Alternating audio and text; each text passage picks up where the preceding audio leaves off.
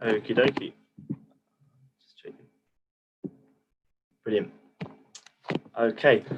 Hello, everyone, and welcome to the first event of Michaelmas Term 2020. I am Nathan Lawson, and I'm the president of the Oxford Climate Society. I'm also a geography student here at the University of Oxford. So for all the new freshers who are joining us for the first time, I'm wishing you a very warm welcome to the Society. Usually in normal times, me and the committee would be able to meet you all in person at various social events. Nonetheless, with the advent of COVID, we're still eager to maintain that OCS community. And we've got many exciting new initiatives and events planned for this term, so please do stay tuned in for that. And for all of our returning members, welcome back. So for anyone who is new, just to tell you a little bit about our society, the Oxford Climate Society is one of the largest student-led societies within the University of Oxford. Our purpose is to inform and educate the next generation of climate leaders. We run weekly events with world-leading environmentalists, and we also run educational programs throughout the year, including our award-winning School of Climate Change seminar program. In addition to these initiatives, we run the world's largest student-led climate journal, Anthroposphere, and over the longer term, we're working with the university to develop net zero policies and incorporate climate change onto the Oxford curriculum. So I'm very excited to start the term with today's event titled Race and Climate Change, Compounding Injustices. Today's event seeks to explore the deep and inextricable links between racial injustice and climate change around the world. It's no coincidence that the people most severely impacted by the climate crisis are people of colour. Many of the lowest paid jobs are often in the most polluting industries, and it's overwhelmingly people of colour and diasporic communities that are at the bottom of social and economic ladders. Thus, when it comes to the external impacts of climate change, it's these very communities that are the first to be affected. In the so-called global south, natural hazards disproportionately affect Black and brown communities. These interlinkages are deeply historical and are rooted in colonial and imperial practices. Has the exploitation of the planet's natural resources always been tied to the exploitation of people of colour, or is this more of a recent trend? How do these colonial and racial relations with the climate crisis perpetuate the notion and the actuality that some lives are worth more than others in today's contemporary world? In light of these deeply ingrained biases, how can we construct a just international climate policy which includes and centers BIPOC voices from the outset? And so to help us understand this intersection, I'm very pleased to introduce three highly distinguished speakers. So first, we've got Elizabeth Jean-Pierre. Elizabeth is an internationally recognized Puerto Rican attorney and environmental and climate justice leader of African and Indigenous ancestry, born and raised in New York City. A national leader in the climate justice movement, Elizabeth is the co-chair of Climate Justice Alliance and the executive director of Uprose, which is Brooklyn's oldest Latino community-based organization. She's a leading activist for just sustainable development, environmental justice, and community-led climate adaptation. Ms. Jean-Pierre was also the Dean of Puerto Rican Student Affairs at Yale University. Our second speaker, Ariadne Collins, is a lecturer of international relations at the University of St. Andrews. Her work lies at the intersection of climate change governance, environmental policy, and international development. She holds a PhD in environmental sciences and policy from the Central European University in Budapest, and her work has a particular focus on the process of racialization, histories of colonialism, and how they challenge forest governance policies in the global south. And our last speaker is Archana Soreng. Archana is the only person from Asia to be selected as a member of the UN Secretary General's Youth Advisory Group on Climate Change. She amplifies youth voices and engages young people in an open and transparent dialogue with the UN. As a member of the Kadia tribe in Odisha in India, Archana is currently working to document, preserve, and promote traditional knowledge and cultural practices of Indigenous communities. Now, this beginning event is slightly different to our usual in that we're co-hosting it with the Oxford India Centre for Sustainable Development. So from the centre, I'd like to introduce Dr. Radhika Khosla, the research director of the centre, and she's also senior researcher at the Smith School of Enterprise and Environment. She researches the tensions between urban transitions, energy consumption, and climate change with a particular focus on developing country cities. She is a contributing author to the 6th assessment on a report of the IPCC. And so to quickly outline today's event, Dr. Kosler will give a short introduction to open the event and set the scene. Then we'll hear from each of our speakers with a short speech from them, followed by questions from myself, and lastly, questions from you, the audience. And so if you do have any questions, please do comment them on the YouTube live stream. There's a chat box on the right-hand side where members of our team will be managing that. And so without further ado, I'd like to hand over to Radhika to introduce and set the scene for our first event of Michaelmas term. Over to you, Radhika. Thank you, Nathan. It's really a pleasure to be here and for the Oxford India Center for Sustainable Development to co-host this event with this distinguished panel on a really important issue. I'll limit my remarks to just a couple of minutes because we really want to hear from our guests who are with us today. And to start us off, I'd like to make 2 points. One is that we know that climate change is wicked in many ways, both literally and also in the technical category of the policy problems that it presents. And one of the key elements of that wickedness is that it hits at the existing fractures within society the hardest. Racial inequality is a prime example of that. And the ways in which this plays out can be stark, both stark and subtle. Now, like race, gender, caste, class, the physically vulnerable are just some examples of the types of areas where inequalities in climate change impacts, but also in which climate change mitigation and climate change adaptation measures are seen in large amounts.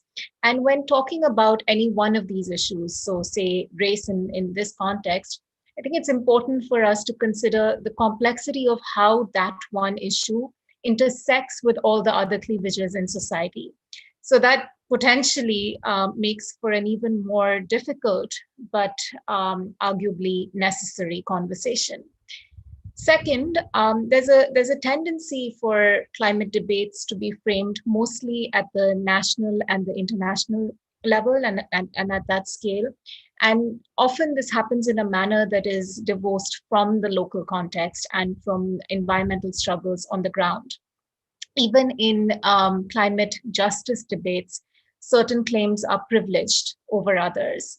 So for instance, in the Indian example, Dalit Adivasi communities are often the worst affected given their heavy dependence on agriculture, on forests and other natural resources, but their role in shaping these debates is often marginal.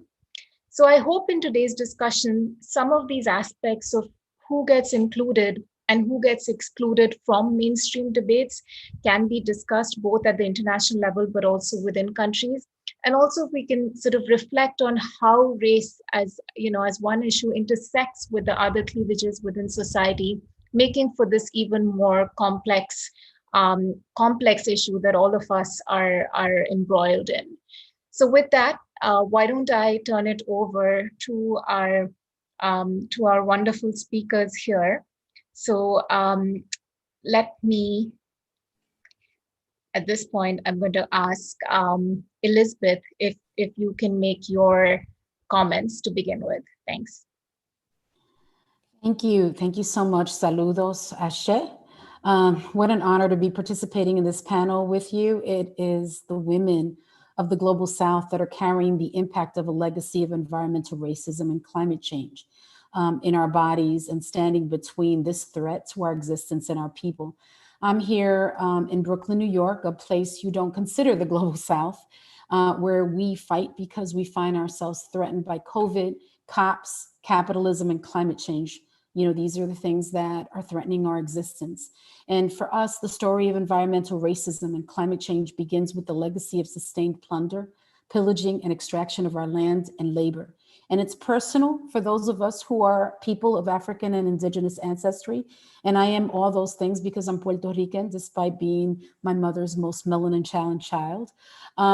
And it's not a surprise to us that it was our communities that were most impacted by COVID, because it's our communities in the United States that are intentionally surrounded by the most polluting and toxic infrastructure. We're the ones with asthma, upper respiratory disease, the ones with the worst health care, the ones who navigate our way through spaces in fear that our right to breathe will be extinguished by racist cops or toxic air. We don't have the luxury of choosing struggles for social justice. Our communities fight and build at the intersection of all of them, and the impacts of climate change exacerbate them all. So after centuries of global plunder, the profit-driven industrial economy rooted in patriarchy and white supremacy is severely undermining the life support systems of the planet. A transition is inevitable, but we believe justice is not. We cannot fight climate change without fighting for racial justice. So we are different. We don't consider ourselves environmentalists. We consider ourselves environmental justice activists, not climate activists, but climate justice activists. We center our people in all our solutions, and our solutions are all frontline led. There are differences. So we find, for example, that there's more empathy for polar bears than there is for Black and brown people. And I love polar bears, but it speaks to which lives are most valued. I know that when Puerto Ricans died from Hurricane Maria, one of the questions that I asked was if it had been 5,000 kittens that were killed or 5,000 blue-eyed blondes, would the response have been the same? The world ignored the massive loss of life in Puerto Rico, and it should have been of international concern. But it was 5,000 Puerto Ricans, people coming from the oldest colony in the United States, the place that had a legacy of austerity and neglect and extraction. And so there is something that drives how solutions are developed and how our communities are treated based on what is considered the value of our life. And so in our movement, in the climate justice movement, we are intergenerational. We don't pit generations against each other. We don't believe young people lead or older people lead. We believe that we build across the table with each other. We believe in shared leadership and resources. And we are feminists in our construct and the way that we think about power. And we think that governance has to change because the governments that we have right now are not responsive to us, and that they really basically manage our expectations and manage our communities.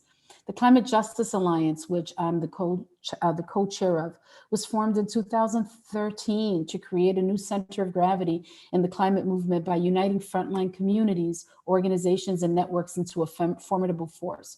Our translocal organizing strategy and mobilizing capacity is building a just transition away from extractive systems of production, consumption, and political oppression towards resilient, regenerative, and equitable economies. We believe that the process of transition must place race, gender, class, and processes for decolonization and systems change at the center of the solutions equation in order to make it a truly just transition. And as part of the U.S. National Climate Justice Leadership, which is made up of Black, Indigenous, and people of color, as I said before, choosing between climate change and racial justice is not an option for us.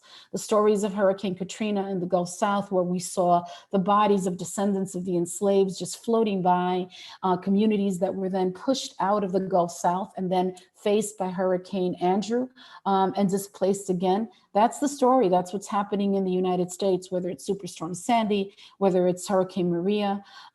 This is the story of the front line of the climate crisis in the United States. It's the story of our families.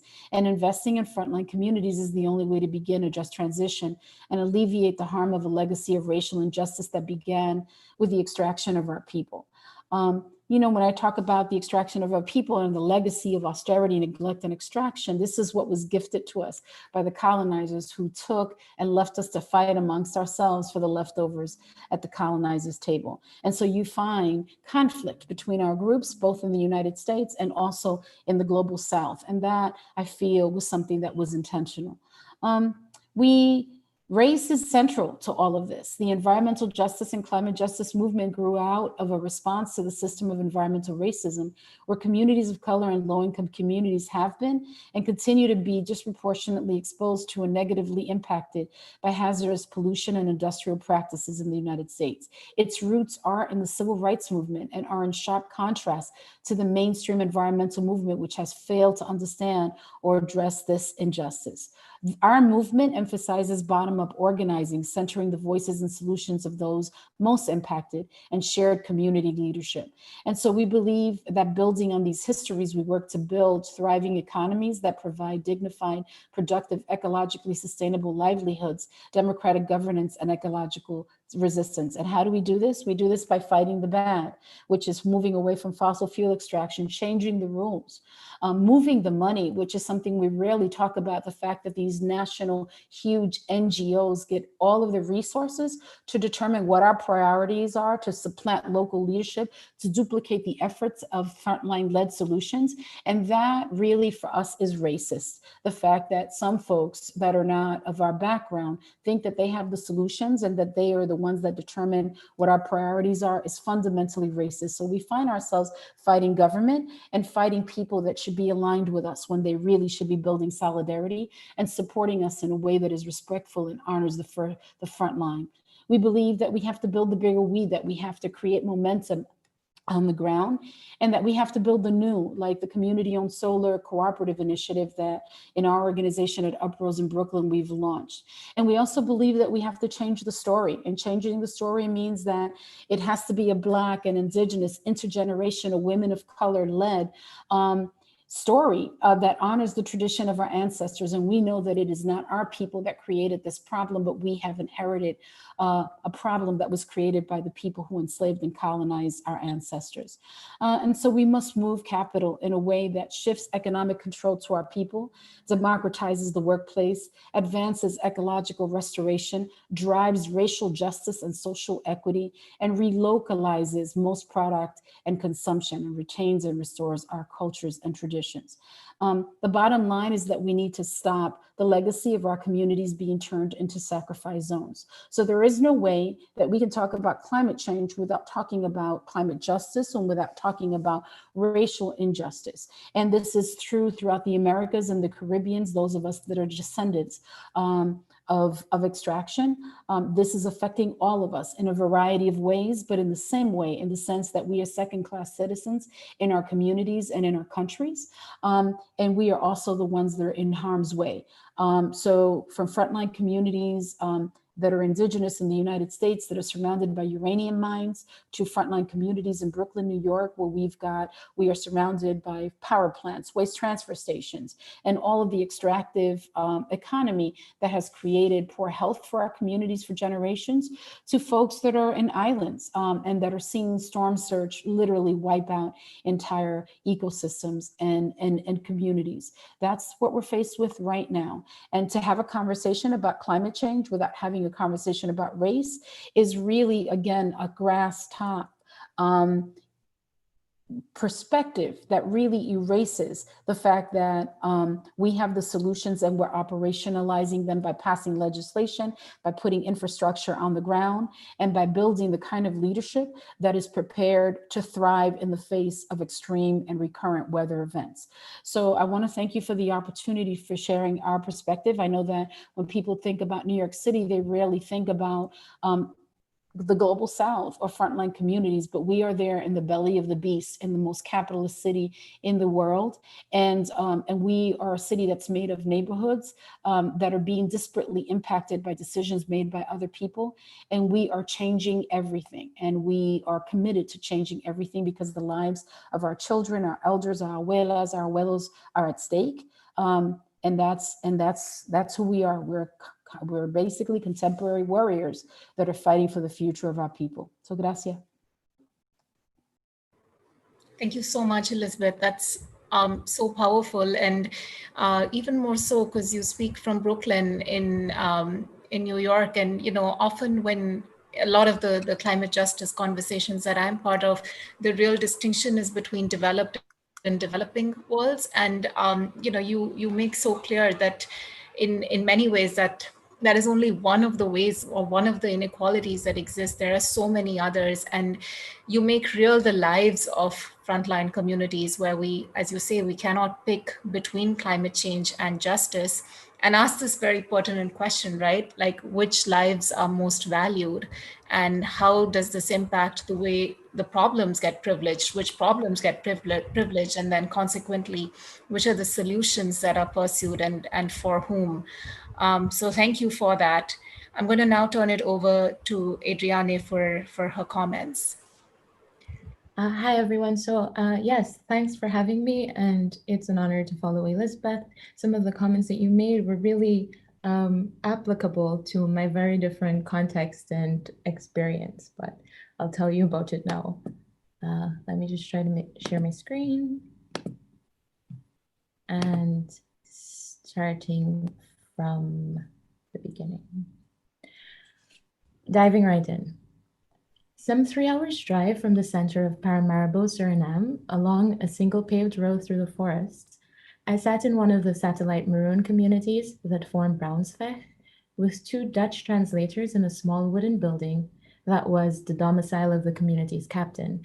During our interview, the maroon captain explained that he makes his living by mining for gold beneath the forest floor. While expressing an interest in the forest being protected for the future, as he put it, and attributing that responsibility to the government of Suriname, he noted that he himself, in his capacity as gold miner, causes trees to be cut down. In his expression of these conflicting interests and attributions of responsibility, the somewhat quotidian contradiction underlying the Maroon village captain's view of himself in relation to the forests became clear to me. While contradictions of this sort can be easily dismissed as features of simply being human, his response came as a bit of a surprise to me, given my awareness of the strong historical, cultural, and often spiritual connections of Maroon communities to the forests that they inhabit. These forests, stretching across Guyana, Suriname, and the wider Guyana Shield, have witnessed the entirety of the colonial and post-colonial encounter. Throughout these periods, these forests provided a place of refuge to people who fled the exploitative capital-generating activities taking place on the coast. And you can see on your screen a map of the Guyana Shield and the countries that I'm referencing. However, in the era of climate change, the international community has begun to recognize the sustainable management and conservation of the forests as crucial to global ecological and human well-being, with effects far beyond the boundaries of the shield itself. My research focuses on how colonial histories function as a structural condition that must be recognized if conservation efforts are to successfully counter the world's most urgent environmental challenges. In the interest of limiting the progress of one such challenge, that of human-induced climate change, the United Nations sanctioned Reducing Emissions from Deforestation and Forest Degradation Initiative, otherwise known as REDD+. This initiative emerged over the past decade as a tool for managing the world's remaining tropical forests. REDD+ rose to become the biggest, most ambitious global plan to arrest the deforestation of tropical forests around the world. Tropical forests are known to sequester large amounts of carbon, one of the harmful gases driving climate change, and they sequester it from the atmosphere and keep it trapped in their masses as they grow. As forests and surrounding vegetation are cut and degraded, carbon is released back into the atmosphere. Hence, in the interest of keeping carbon locked away in the forests, REDD+ relies on providing financial incentives to dissuade people from engaging in deforesting activities in those parts of the world that still have significant tropical forest reserves, including those parts of the world that are still strongly defined by their colonial pasts. Guyana and Suriname are 2 REDD+ countries that are situated completely within the Guyana Shield that you see on your screen, which is known to be one of the last intact forest ecosystems on Earth. These two countries suffered almost 5 centuries of colonialism, a period within which their modern-day social, political, and to some extent, environmental features were established. While colonialism ended in Guyana in 1966, as that country gained independence from the British, and in Suriname in 1975, as that country gained independence from the Dutch, their forest and mineral resources continue to be used as sources of raw materials exported for refinement elsewhere. Now, in response to climate change, demand for their resources expand to include the carbon sequestration work of the forests through the REDD+ initiative. Promoted as able to make forests worth more alive than dead, REDD+ was championed as a tool for conserving the world's tropical forests. REDD+ was framed as a win-win solution that would allow both countries to develop economically while conserving their forests for the greater global good. If REDD+ should have worked anywhere, it should have been here. Guyana and Suriname have some of the highest rates of forest cover and lowest rates of deforestation in the world, suggesting at least a tradition of leaving the forest standing. The majority of Guyana and Suriname's sparse population resides on the historically forest-denuded South American coast, leaving the inland forests primarily the domain of comparatively small numbers of gold miners, indigenous, and tribal peoples. But yet, REDD+ in Guyana and Suriname has been fraught with challenges, and deforestation has continued unabated. Though deforestation rates remain relatively low, small-scale gold mining, the effects of which are pictured, as the main driver of deforestation, it continues to increase in its spread and intensity. Taking a step back, between the late 1500s and early 1600s, diverse groups of people now classed as indigenous to the Guyana Shield were confronted by European explorers who, over time, went on to establish colonies on the coast. The centuries that followed this initial encounter saw a steady stream of people, initially indigenous, retreating to and seeking refuge in these forests. Over time, escaped enslaved Africans came to join the indigenous people in setting up domiciles in the forests. Eventually categorized as Maroons in Suriname, these Afro-descended communities are the indirect offshoot of the transatlantic slave trade, through which millions of Africans between the years 1501 and 1867 were forcibly transported to the Americas to labor on plantations controlled by colonizers from Western Europe.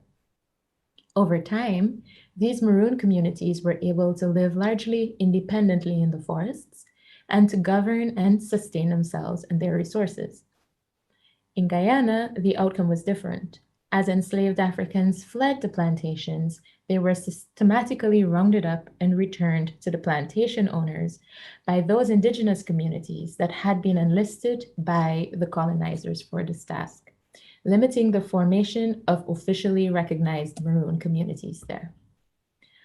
During the late colonial period, the Maroon communities of Brunswick, Suriname came to be even further categorized as transmigratory, as a consequence of development paths pursued by the Dutch colonial government. Brunswick's residents were forcibly relocated in the 1960s when the Dutch were completing construction of Suriname's hydropower dam to provide low-cost electricity to fuel the then booming bauxite industry. And you're seeing the flooding that was caused by the dam on the slides. There are some trees flooded, large amounts of trees flooded, but they're not showing in the image. These communities, comprising approximately 6,000 Maroons, were forced to relocate. Those that refused saw their communities flooded, losing infrastructure, land, grounds of spiritual significance, and even their lives, as the dam's reservoir was constructed, again pictured. Some of these communities were then relocated to Brunswick. In the new unfamiliar environment, some relocated Maroons turned to small-scale gold mining to earn an income, a group amongst whom lived the parents of the maroon captain with whom I opened this talk. In its formulation as a market-based initiative for altering deforesting behaviors through the provision of incentives, financial incentives, REDD+ attempts to sidestep these histories, through which current forest use practices had become entrenched. In so doing, the implementation of REDD+ is inevitably confronted by modern manifestations of the historical processes of racialization, colonialism, and capitalism-fueled extraction that shaped the Guyana Shield. Further, in its enactment in post-colonial spaces, REDD+ distributes responsibility for climate change action to historically oppressed and racialized groups that came into being through the very activities that fed the emergence of the problem. Take this brief example of how colonial histories limit action on reducing deforestation in the interest of climate change, with which I close. When the authorities of a nature park established near the Brownsville satellite communities wanted the miners coming from these communities to stop mining in the park in the interest of conserving the forests, the representative of the organization that had been set up to manage gold mining in Suriname responded that this, of course, was not going to happen. You can follow the quotation on the slide. He said, why? Because at the other side of this park, you have these villages, 9 villages, and these villages were also displaced during the 1960 dam building floods.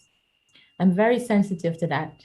So what I said was, no, it's not going to happen. The end. Thank you for your attention.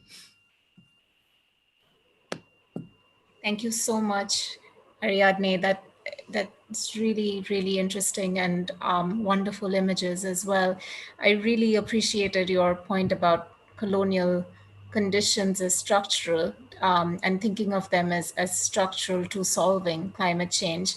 And the example of REDD+ is so poignant because of the disconnect in some sense around the international aura that the program has, particularly in diplomatic dialogues, and how you demonstrate, very beautifully how that is so different from the realities on the ground, including the complex contradictions that make up the relationship between people and the land in these areas. So thank you so much for that. I'm now going to turn it over to Archana for her comments.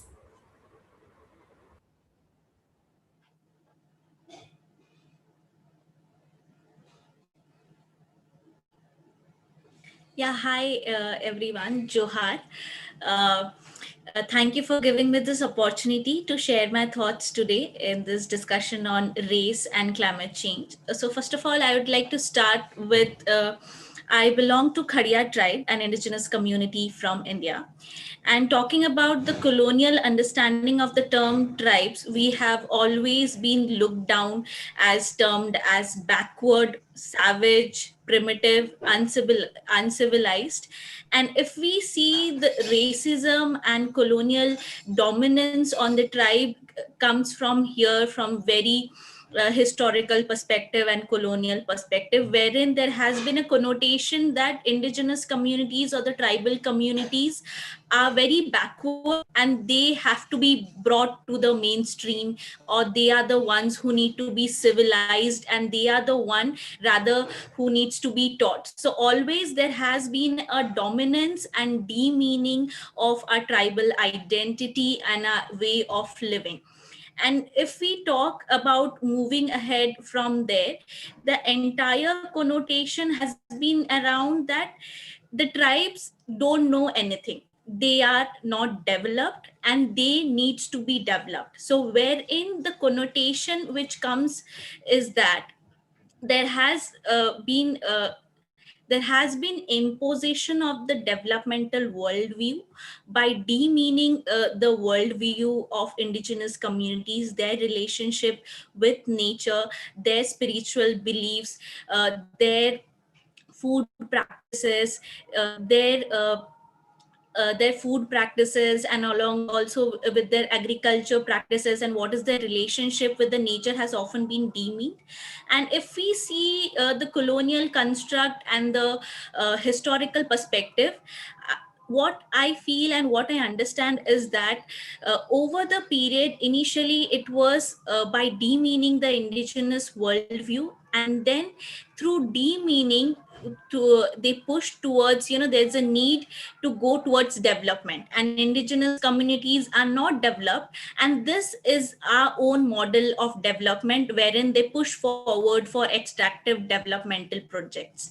And when they brought in this extractive developmental projects in our areas, so it was on the cost of evicting the indigenous communities from their land, and then breaking the relationship of the indigenous communities and the forest conservation practices which they had with the nature and forest, which led to displacement and migration, and which again led to landless poverty and hunger of the indigenous communities.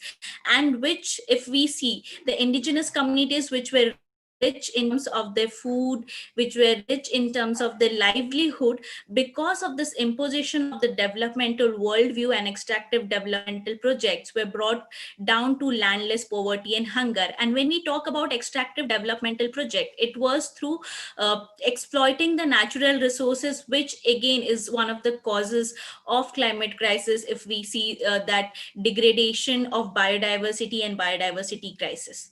And moving on to third, when I talk about climate crisis per se, indigenous people are the least responsible in terms of the climate crisis. And when we talk about climate crisis in general, the climate crisis concerns all humanity, but it impacts indigenous communities, the local communities, and the minorities in a very disproportionate way, because of the existing inequalities and discrimination which they have faced in the colonial and the historical perspective. And I strongly feel that the climate crisis, as I shared in my earlier slides, is deeply rooted in racial injustice and its complete disregard to the lives and livelihoods of the indigenous people. And it is also directly an attribute or one of the result of centuries of colonizations and extraction from the indigenous communities' land, extraction of natural resources, and destruction of the biodiversity. And if we talk about one of the reasons of climate crisis which is existing even today, is that I come from an area which is highly rich in mines, which is rich in minerals and natural resources.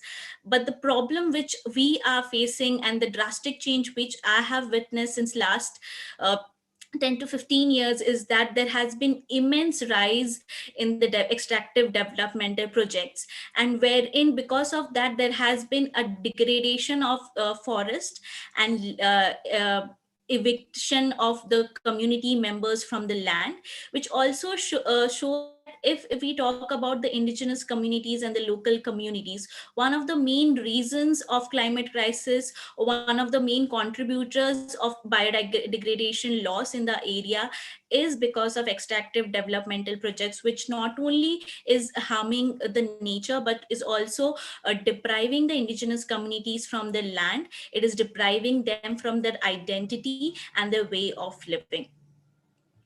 And if I say, on contrary to that, the indigenous communities are the least contributor to the climate crisis, but they are the ones who are facing the impacts of climate crisis, as I shared earlier, because of the deep-rooted inequalities. But even after that, the indigenous communities are the frontliners of the climate action. The indigenous communities have intrinsic relationship with nature. If I talk about myself, my name is Archana Soren.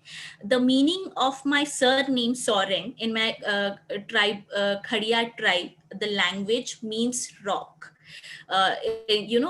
Stone or rock.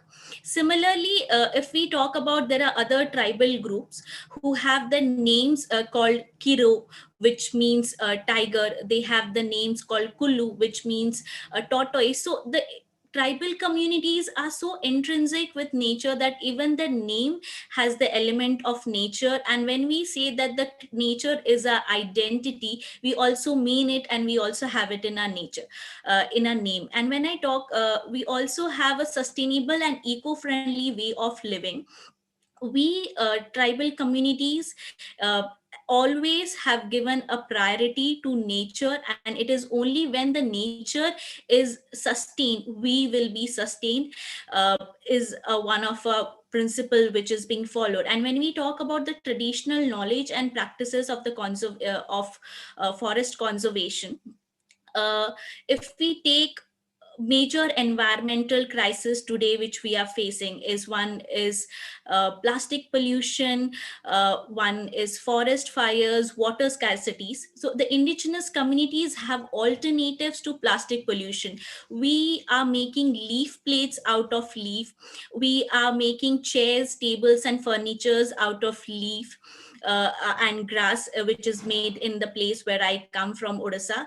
So in this way, how water rejuvenation can be done, how the forest fires can be turned down. So in Odisha, where I come from, there are local community level institutions, wherein every day the community members are going to patrol forest, and specifically during summers they are making sure that the dried leaves are not catching fire, for which turn by turns they are going in the forest, patrolling the forest and making fire lines. And whenever in case the fire is being caught, then they are also going, whether it is day or whether it is night, and preventing forest fire.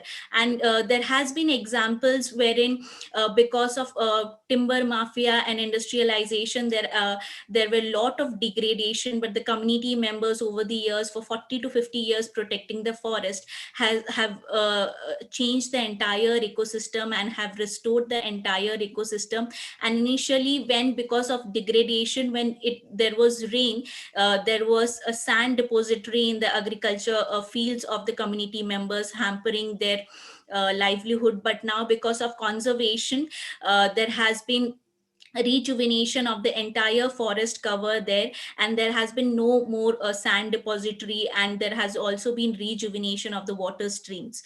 So in this way, the community members in the village level, in the local level, have many institutions, wherein we also see that the women and the youth are leading this local self institutions, wherein there are women led forest protection committees. And also, if talk about climate action and indigenous communities have been protecting the forest, which acts as a enormous safeguard as carbon sinks. Moving on, if I talk about climate justice movement and indigenous people, the climate justice movement has often marginalized the voices and knowledge of the indigenous peoples. Policies are made without taking into consideration of the free, prior and informed consent of the worldview of the indigenous people. I would like to give one example. When we talk about policy framing or policy making in terms of climate action strategy, there has been a lot of policy in terms of artificial plantation. So in my field areas, when I had visited and interacted with the indigenous leader, he said that people had come into their villages and were pushing for artificial plantation in their villages, but the community members restricted there. So I asked, why did you restrict artificial plantation? What was the problem? Then the community leader said that they brought plants like mango trees and jackfruit trees to plant there. So I said, what is the problem? It is fruit trees. What is the problem in plantation of these trees in your areas? Then the community members said that if we plant mango trees and jackfruit trees in the periphery of our village, then wild animals will come to eat those fruits and will destroy our entire agriculture practices. And therein I understood that it is very important for us, is that the indigenous communities needs to be involved in terms of decision making, and they are aware about their ecosystem and their area, the community members needs to be made an integral part of this climate action strategies. Thank you. Thanks so much, Archana. And I saw that we didn't go through your slides, but I appreciate your sticking to time. That was really very, very interesting to hear. And a few points that stuck with me were just how we inherit these hierarchies, and then those same hierarchies shape our narratives for many generations to follow. And this other point that you raise about equity and who is responsible, we see this a lot internationally, and there's so much discussion about who is responsible between countries. But that conversation masks the disparities and inequities within countries and the communities within countries. And it's so important for us to open up that debate as well. And then finally, this idea of the role of local knowledge in environmental stewardship, and the tragedy of how this knowledge and those who have it are excluded from the policy world. Thank you for making that those points so clearly. I'll turn it back to Nathan now, who I think is going to ask us questions, both from perhaps his end, but definitely questions from the audience. Great. Thank you very much. And thanks to all our speakers for such insightful talks and comments. So just to kick us off, I'm conscious of the time, so I won't spend too long with questions from myself. But I wanted to quickly talk about diaspora, and particularly diaspora within the global north. So many ethnic diaspora who are second or third generation now can feel, not always, but can feel a big detachment from the climate movement. And I don't know if anyone in the audience or any of the speakers also saw, there's a big TED talk just 2 weeks ago, a big countdown event, and David Lammy, who's a British politician, for anyone who doesn't know, articulated this issue very well, where he said that many people of color in inner cities, in particular inner city working class, feel that climate change is the last thing on their mind if they're constantly being stopped by the police or trying to, let's say, put food on the table and worrying about more immediate issues. And so in some places, there's still a big disconnect within these communities and the more global aspects of climate change. And so to our speakers, I'm interested in hearing what you think are some of the reasons for this in some places. And moving forward, how can we increase the awareness and the solidarity between such communities in the global north to the struggles and the very real intangible struggles of those in the global south? So perhaps to start, if we go with Elizabeth. Sure, thank you for that question. I know that in the United States, I could say specifically studies that have been done on Latinos, people of Spanish-speaking Americas, that the majority of the people, I think over 80%, know that climate change is real. It's true that if you've got 2 or 3 jobs and you have to come home at the end of the day and take care of 2 or 3 children, that the last thing you want to do is come to a meeting. But people are dealing with displacement, they're dealing with racial violence, they're dealing with ICE raids, those are the immigration raids against undocumented people in the United States. They're dealing with COVID, they're dealing with so many different issues that engaging in climate is really challenging. The other thing that makes it really challenging in the United States for frontline communities, Black, Indigenous, and people of color to get engaged is that a lot of these movements are white-led. And so while they believe in addressing climate change, they are also racist. We're dealing with patriarchy, and we're dealing with racism in the climate movement. And so the climate justice movement in the United States is led by our people, by the people that are disparately impacted by decisions that are being led by others. And so what the climate movement does often is that they get criticized for not being inclusive. And so they turn our people into poster children to agendas that they create. state. They helicopter. Every day you hear about a different coalition or new group that has been funded really well to helicopter into our communities and duplicate our efforts. And I thought it was interesting to hear the sister Arcana talk about the solutions that are local, because in our communities, despite the lack of resources, we are literally we're changing the landscape. And so it is really difficult when you don't have resources, when you're struggling on so many different levels, to literally change the landscape so that our people can breathe, to see white folks come in and thinking that they care about climate change, but engaging in extractive behavior that mirrors colonizers from the past. Their model of leadership, their model of engagement is no different than their ancestors. Even though they're saying that they're against extraction, their behavior is colonizing and extractive. And so that discourages people that are struggling on so many different kinds of levels. And so the other thing that we're trying to do, one of the things that I mentioned was moving the money, making sure that foundations and folks that invest in communities are moving the money to support the folks that are disparately impacted by climate change, and that there is equity in funding. Because right now we know that despite our limited resources, we do more in our communities than they do with the multi-million-dollar organizations they have. So it's a little complex, but I can tell you honestly that there's a whole lot of different reasons. But in terms of believing that climate change exists, our communities do. They understand, they know the connection between their health and the environmental assaults on their health.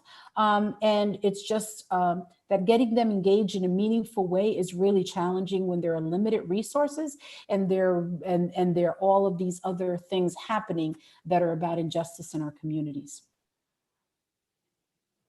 Great, thank you. Ariadne, do you have any comments on this particular topic? Not particularly, since my work focus very much on the diaspora, but the one thing that I would say is that I feel like second and third generation members of racialized groups, let's call them, do have the potential to influence the policies of the places in which they live, and that could be a useful way of engaging with the challenges around climate change that are being faced by communities in the South. Great. And Archana, do you have any comments, or I can move on to the next question? I feel, first of all, the first thing which I feel is there is a need to reflect and redefine what we mean by experts, because the terminology and terming experts is where we look for the flow of information and policy making and decision making coming from those who are experts. And for me, and I feel that the indigenous communities and the indigenous leaders are the experts who have been taking care of the nature and conserving forests and nature since ages. So they need to be part of this integral part of the decision making structures for climate action and biodiversity conservation. Having said that, second thing which I strongly feel is that the colonial way of conservation needs to be redefined. And because many a time there has been connotation that the indigenous communities and the local communities needs to be removed from their area and land in order to put forward for conservation, which I feel is deeply colonial. And as we talk today about race, it is deeply racist behavior, because depriving the indigenous communities and local communities from their land in order to protect nature is something which is not acceptable, because the indigenous communities are the only one who are protecting. If you really want to protect nature, you have to enable them to have their sustainable way of living with nature and recognize their rights over the land and forest.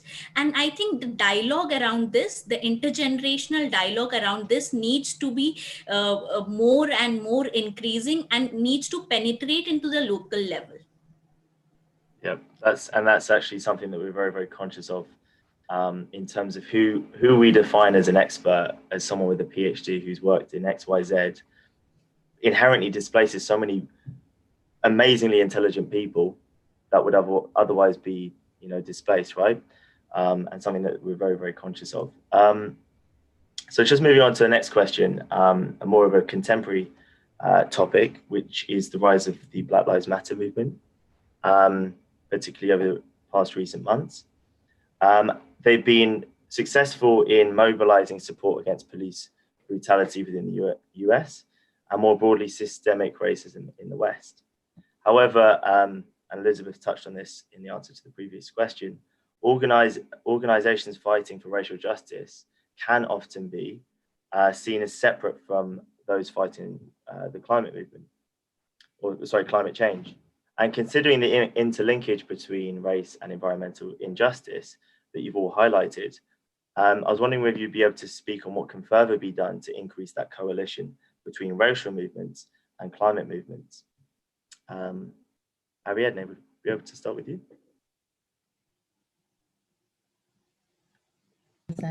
Yes, thank you for the interesting question.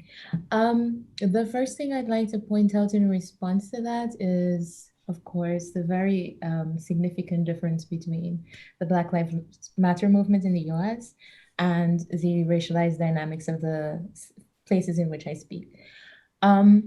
The countries that I work on, Guyana and Suriname, are very diverse countries, and even though they are shaped by colonial experiences, as in still suffering from the legacy and the structures of white supremacy that are global, within the countries themselves, there is not a very significant white majority, and the population is predominantly Indo-Guyanese and Surinamese, so as in from India, Africa, China, and so on and so forth. So there's less of a translatability from the Black Lives Matter movement in the US to these particular contexts. But that said, even so, even though, I mean, the lens is useful and the entry point of recognizing racial injustice as fundamental to climate change is not necessarily automatically applicable to the context, it still highlights the urgency with which race should be understood as imbricated or implicated in addressing climate change. So my work, especially in it, I try to demonstrate the fact that it's a climate mitigation project that is exacerbating racialized dynamics and affecting certain groups that have had unequal access to resources over time, and they're exacerbating the injustices faced by these particular groups. And I feel like this is something that usually goes unnoticed, especially in multicultural societies that are seen overarchingly as people of color. I guess the point that I'm trying to make is that systems of oppression need to be challenged, and that these systems of oppression differ from place to place. So it's really important to pay attention to the nuances of how it differs in these different places. Great, thank you. Archana, do you have any comments on this? I feel in the first place, when we are talking about climate crisis and also race, the climate crisis solution at the first place need to oppose this racism and colonial policies which has led to climate crisis today we are facing. It is only when we identify that these what situation of climate crisis which we have been is because of racism and also colonial exploitation of the natural resources. Once it is identified and accepted, then it is very important for us to move away from that or move beyond that, how we frame climate crisis solutions, taking into consideration the different regions and different societies and different stakeholders involved in the climate crisis. And apart from that, I also feel when we talk about climate change and climate crisis and climate action, it is very important that the community members who have been facing violence, who have been facing climate crisis, and who have been facing racism needs to be the frontliners and needs to be made the leaders in terms of making solutions and being part of the strategy, because experience is very important and they needs to be an integral part of it. Great, and I've got a question later actually just about climate solutions, but so before we move on to that, Elizabeth, have you got any comments on this topic of of movement? Just briefly, you know, climate justice is racial justice. And in the United States, we work with Black Lives Matter because, as I said earlier, we can't choose between one or the other. The fact is that we are being killed. We're literally being killed either by the police or we're being killed with dioxin in our bloodstream because communities like Black communities like Port Arthur, Texas, or Houston are surrounded by petrochemical industries and have chemicals that are carcinogens upon contact. And that's the kind of development that happens particularly in our communities all over the United States. And so it's an act of racial violence. And so we think that climate justice is racial justice. And we have, for example, you've been hearing about the Green New Deal. And we initially resisted the Green New Deal because it was a grass tops created initiative that literally extracted the concept of a just transition from frontline communities that had created it, and then had to decide, what does it mean for our communities? What is a frontline led Green New Deal? What is a frontline Green New Deal? Again, the fact that you've got other people making those decisions for us and using us to be the public face of an agenda we didn't create is an act of violence. It erases us. When you started hearing about Greta, for example, and youth movements and youth leadership, an erasure of all the Black and brown young people who have been part of movements in the United States forever, whether it was the civil rights movement, whether it's Black Lives Matter, whether it was the Young Lords or the Black Panthers. All of our movements have been led by young people of color who literally put their lives on the line to basically make it possible for some of us to have rights erased because all of a sudden this child was coming from Europe on a boat to save us. And I don't want to say anything bad about her, but erasing the leadership of Black and brown bodies fighting for justice is an act of violence. It's an act of racial violence because they have to do it. They have to do that work, not because they have the privilege to do it, not because they woke up one day and decided, oh, I care about climate change. They have to do it because the survival of their families is at stake. So racial justice for us is at the center of all of it. So I'm sorry, I don't want people to think I'm anti-Greta. I am not anti-Greta. I am pro-Black and brown youth that are leading movements and have been doing it for generations in the intergenerational work that we do. And I want to lift and honor that because erasing us is not going to lead us to climate solutions. We lead. And we lead whether people want us to lead or not. That time of deciding and letting us at the table, that ship has passed. We're either at the table or we build our own. So that's kind of where we are. And this is all about racial justice. Yeah, and I was actually, just to build on that, I was actually talking to a friend who does community organising within Oxford. He also is helping with the Road to Must Fall campaign. I don't know how familiar you are with that one. And I was telling him about the issues of the climate movement, environmental movement as being very white, also up until recently being very, very old as well. And he stopped me actually. He said, Nathan, that's where you're wrong, because historically, if you go back many hundreds of years, environmental movements at the forefront have been fought by people, Black and brown people across the world. And that's where even my own thinking as a person of color has been colonized. You know, it's internalized racism, right? So it's something that we have to correct as well in our thinking. So moving on to another big topic, contemporary topic, that of COVID-19. So I wanted to ask, what are the intersections between race and climate change with this issue that's affecting everyone's lives at the moment so greatly? As already mentioned, BIPOC folk are statistically more likely to suffer from underlying health conditions, particularly respiratory diseases. And I want to ask how this is exacerbated by the climate crisis, with a focus on pollutive extraction. And then how is COVID-19 a microcosm for the much longer and larger term issue of climate change, right? And who it disproportionately affects. Who would like to go first? Yeah, Elizabeth. I'll be brief. I had COVID for 3 weeks. I lost 4 relatives in 2 weeks, all Afro Latinos, cousins that died within the course of 2 weeks. what we all had in common was that we all were born and raised in environmental justice communities surrounded by environmental burdens. I have a lot of the underlying health conditions. I almost went into cardiac arrest. And so I wanna share that with you because it is our communities, the ones that have basically been part of a legacy of austerity and neglect, who haven't had access to healthcare, who have been discriminated against, who generation after generation have had to deal with the stress of racism and how that lands in our body, you know, epigenetics. We are the ones that are most likely to die from COVID and to be affected by COVID.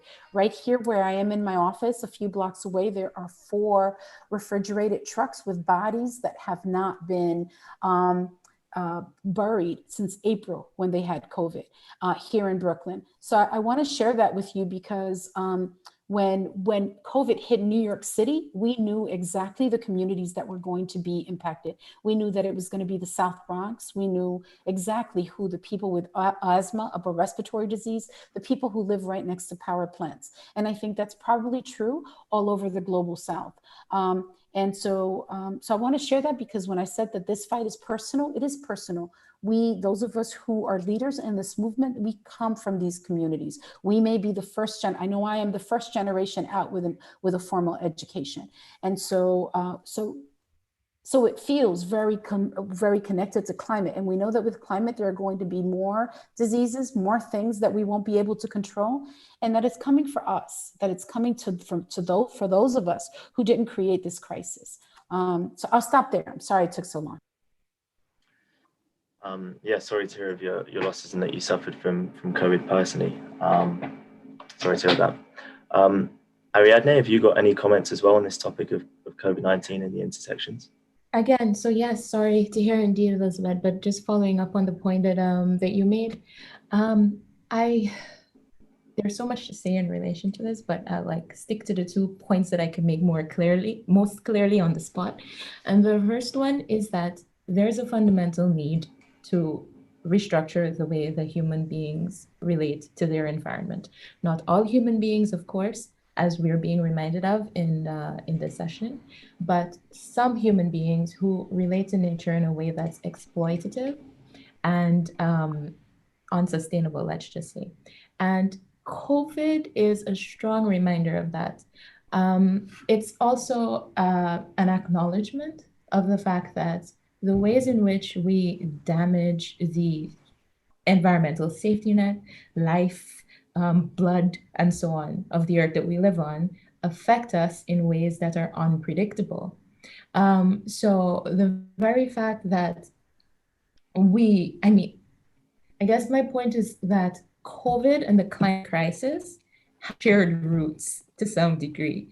The fact that we are venturing further and further into areas that are considered overwhelmingly natural, so forests and I can't say pristine areas, but further and further into nature, let's just say, and reducing the habitat of a number of animals and species means that we as human beings are more at risk in coming closer to them of developing diseases like COVID. And this is the same root in that our frequent further incursions into the natural world in a way that no longer makes space for its full functioning. These are the same dynamics that are at the root of the climate crisis. So this is not to equate the two, but just to say that they're all reminders of a fundamental structural shift that needs to be undergone. The other thing that I really wanted to add is that in the context that I study, I think the intersection between race and COVID-19, and climate change around in the dynamics of COVID, this actually shows itself more as like the national scale and around development levels and metrics. So these countries are considered poor and third world, and they do not necessarily have access to the best healthcare.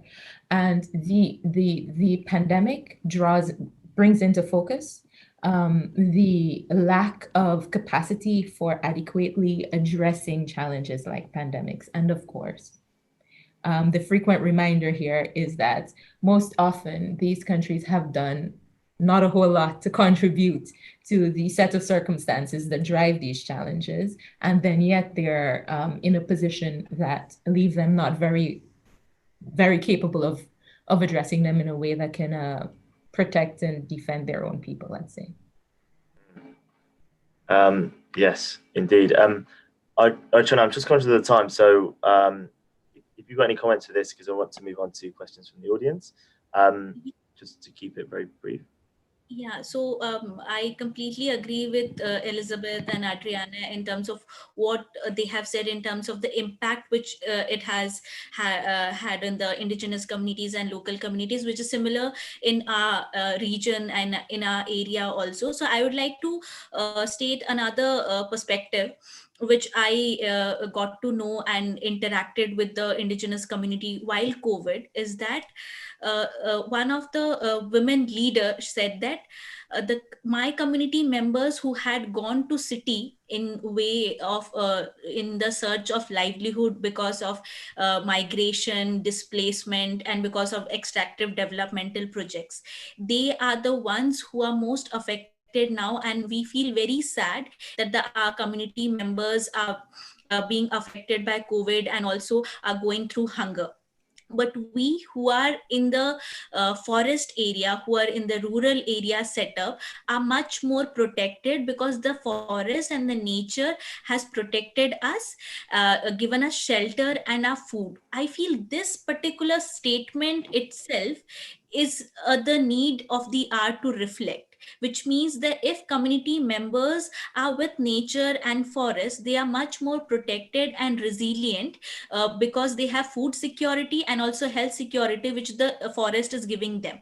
But when indigenous communities are being removed from their land in the line of extractive developmental projects, they are turning out to be vulnerable, whether it is food security or health security, which in line of the sustainable development goals also, it is very important the policies are made in such a way that the community members are with their forest and nature, protecting the forest and protecting their own livelihood as well.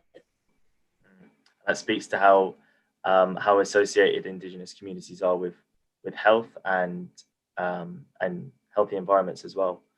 Right, we're going to quickly, because I'm conscious of time, we've probably only got about 10 minutes left. I'm going to move on to questions from our audience. So to start off, how do we balance between wanting members of the community in the movement without adding more burden to the day-to-day lives of victims of racial injustice? I think they're alluding to, is there a role for allies to take on work in this space? Elizabeth, would you like to talk to this? Perhaps a bit about the work that allies can do? In terms of the allies, I think there has to be a commitment to anti-racism. And I think that it's their responsibility to educate their base about how to show solidarity and support. And how to provide us, for example, we work with allies here in New York all the time. There are some people we don't. We just won't work with them because they heavy foot. They literally elbow us out and decide to take all the shine for the work that's being done by the front line. And then there are others who come in and ask the question, how can we help? How can we support? How can we use our resources to elevate your campaign or the work that you're doing on the ground, or energy democracy, or food sovereignty, food security, or any of those issues? And we are very specific about the things that we need. And those are the people that we work with the best. The people who recognize their privilege and know how to check it and know how to provide support for the front line without supplanting the front line.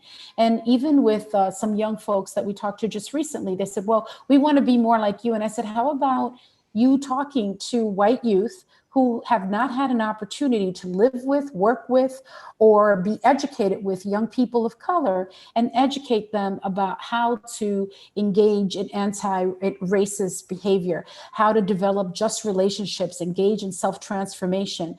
Maybe that's the work that you can do that is different, and so that you don't become us, but you take advantage of the fact that you've got all of this interest from white young people, and they have never either at home or in school been exposed to another way of being. being, you can provide them with a culture of practice that will change them fundamentally so that they can be real allies. So I would offer those two things. Asking, what do you need and how can we be of service? And making sure that your own community is being exposed to a different way of engaging that is a radical departure from what they have been conditioned to think and be. The biggest obstacle to addressing climate change is privilege. And so it doesn't matter that we know about technology or that we know the science or that we know exactly what to do with land to address climate change if we don't build just relationships. And so I think that there needs to be an investment in that if we're going to move forward and thrive in the face of this existential threat. Ariadne? Just relationships. I mean, Elizabeth keeps giving me these perfect entry points that I could refer to.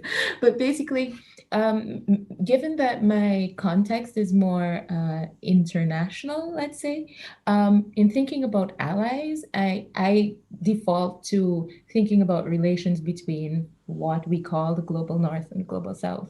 So again, like, I'll just take the opportunity to say that I think what's most useful for people who live in the north and have privileges that extend to them around the issues of climate change and race and so on. What's important is that they, one, check their own personal habits and how they're contributing to the problem. That they are more aware of the fact that the things that we, myself included, now living in Scotland, that we are more aware of how the things that we do and the way that we live our lives affect other people. And I mean, climate change is a really strange, and as I'm forgetting her name, sorry, but one of the persons who introduced this session mentioned, it's really a wicked problem. So, thanks. In that it allows us some distance from the effects of our actions.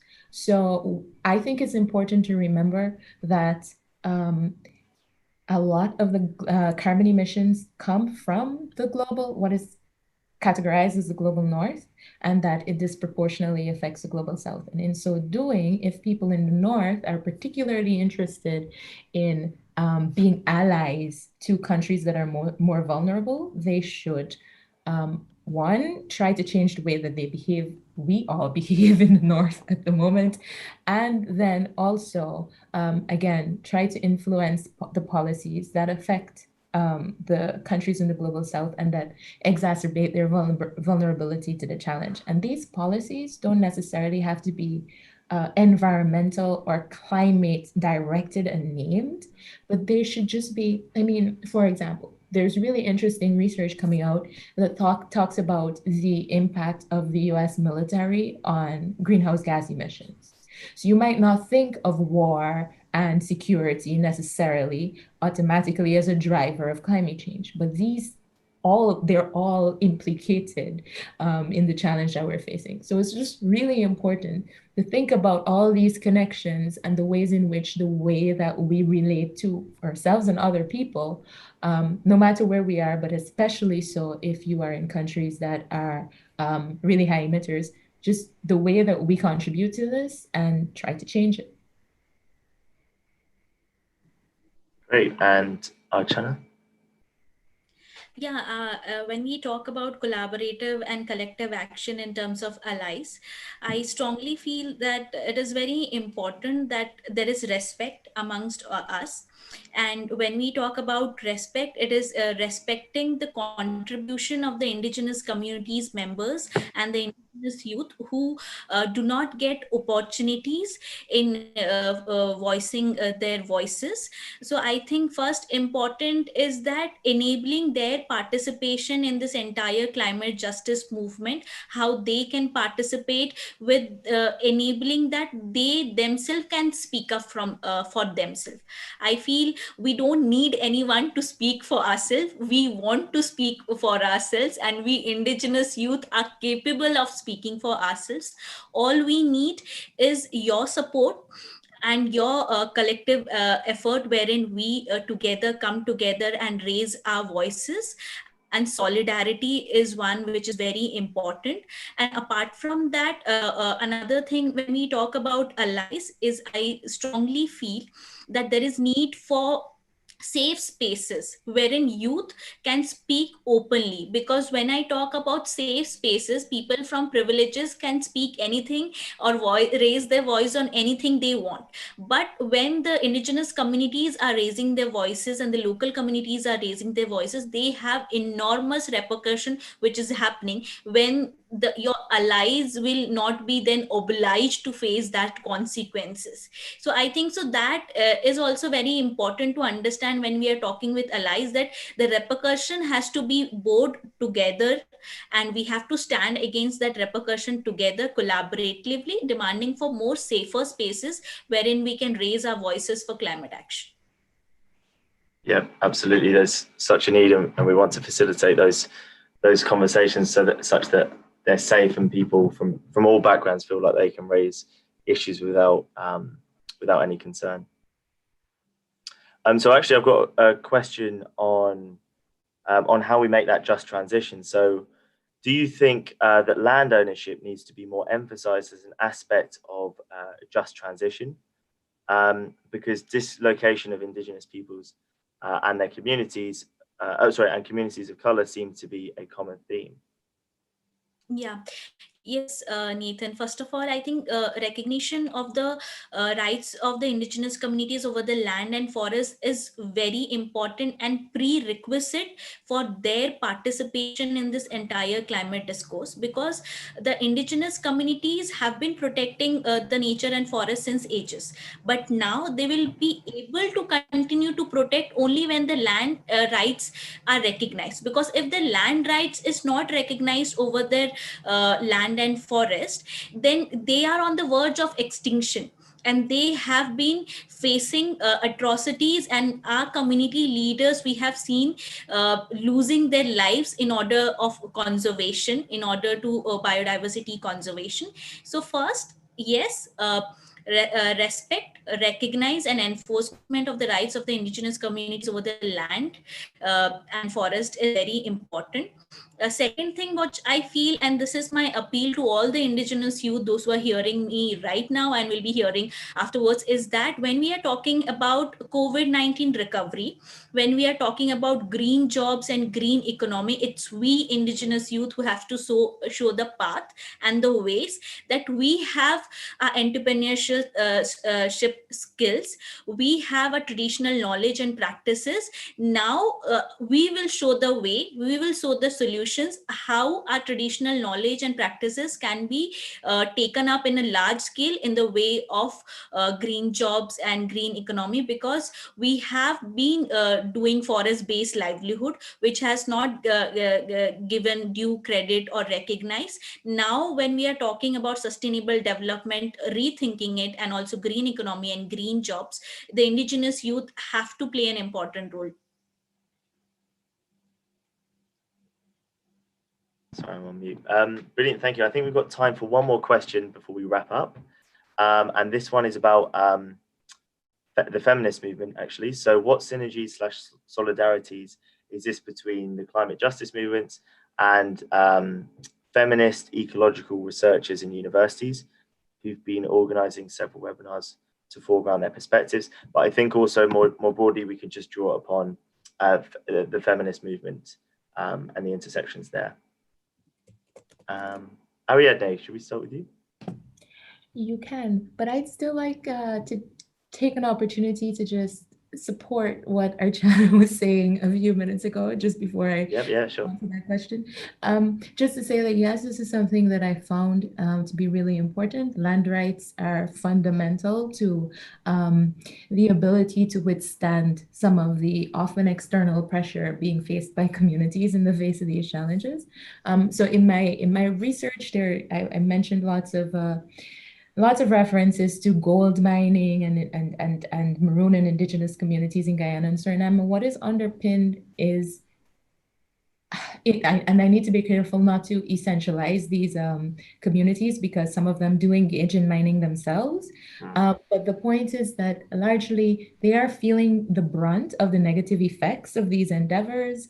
And that part of the reason that many of these communities have even started to engage with extractive activity themselves is because other people are coming to get it, and they don't have a system that's robust enough to fight it off. So they think, why not do it too? So just to say that, yes, I agree completely that rights to the land, ownership, as you put it, Nathan, are fundamental. And just before you answer, I'm going to be particularly picky just because I think we've only got about 5 minutes left.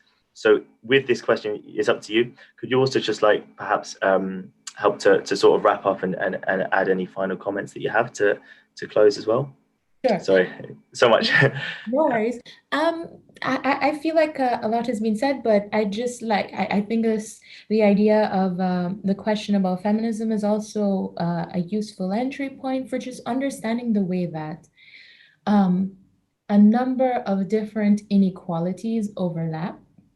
And I think Elizabeth, I'm sure, is going to have a lot to say about this, but basically in recognizing the structures of domination that are patriarchal in the case of feminism, like we probably shouldn't just stick with the particular intersection that is affecting us, but that people who care about these relations of domination and oppression, that they try to understand different ways in which they intersect with other groups. And that we all, I mean, I'm sounding really utopian at the moment, but that in understanding our different situated unjust relations, let's say, that we try to extend these to understanding other intersections of oppression.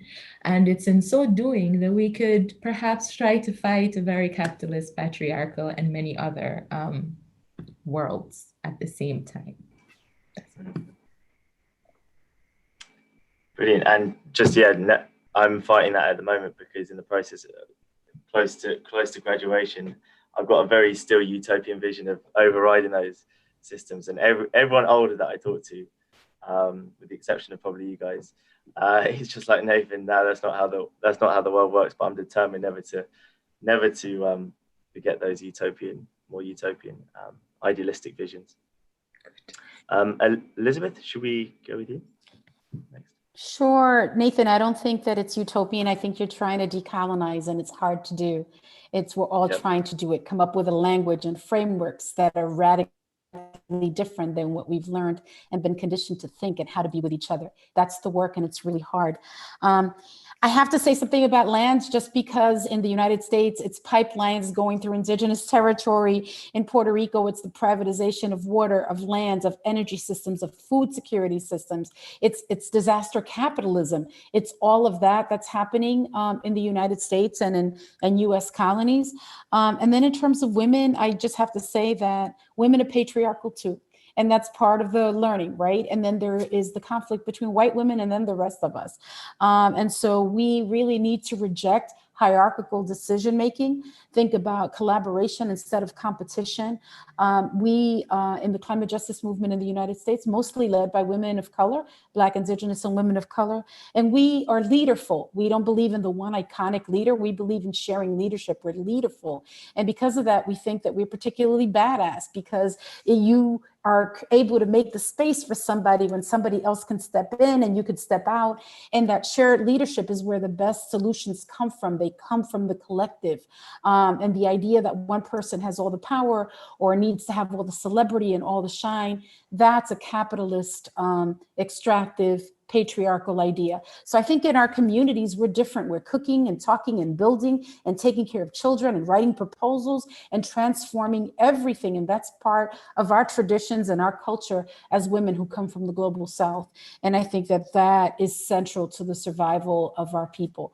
So I'm not going to say more than that, except that I think that we have the answers. We've always had them. And regardless of where we were born and raised and how we were ruined by being exposed to a culture that is fundamentally extractive, that we need to honor our ancestors. And in honoring that, we will be able to deal with climate change. Great. And that's, incredibly powerful. I will perhaps afterwards talk about that utopian thing, because it's something that I'm very, very much personally battling with. And just to end, I think we've got probably about a minute left, Archana. Some closing remarks and also about the feminist. Yeah, so my last remark is that in the climate justice movement, it is very important for us, and we all together have to work towards ensuring that there is active participation and meaningful participation of the indigenous communities and the local communities, and their knowledge is respected and is being implemented, and there needs to be an effort done towards documentation and preservation and promotion of the traditional knowledge and practices of the indigenous communities. And also we indigenous communities and the youth needs to be part of this decision making tables of climate action. And apart from that, in general, I would like to say it is that it is a collective action wherein realization is very important. Once you realize that there has been racism and there has been colonial exploitation of the indigenous communities and local communities, all you need to do is action towards that. So I think it is not only us who is demanding for that. I appeal it's you, we all together who can work towards it, because it is prerequisite for climate action. Great. I think that's a brilliant note to end on then. I'd like to firstly thank all three of our speakers for their amazing contribution. And honestly, I'll go back after this and make maybe watch it 2 times over to make all my notes. So thank you very much for joining us. And quickly to move on to our next event of the term card. It's called The Impact of the US Election on Climate Policy. It's 8 p.m. Next Monday on the 26th of October. And some of the speakers are Maggie Thomas, who's the climate advisor to Senator Warren, and Julian Brave Noisecat as well. It'll be talking about the 2020 US presidential election and how it's considered one of the most pivotal moments in history, particularly for tackling climate change. So I hope that you can join us for that. And lastly, Radhika's unfortunately had to slip away, but thank you to Radhika and the Oxford India Centre for Sustainable Development for co-hosting this event with Oxford Climate Society. And for all the new members, I hope that you've thoroughly enjoyed this first event of term today, and I look forward to meeting you again virtually on our next event. So speakers, if you stay on the line, and we'll close the live stream.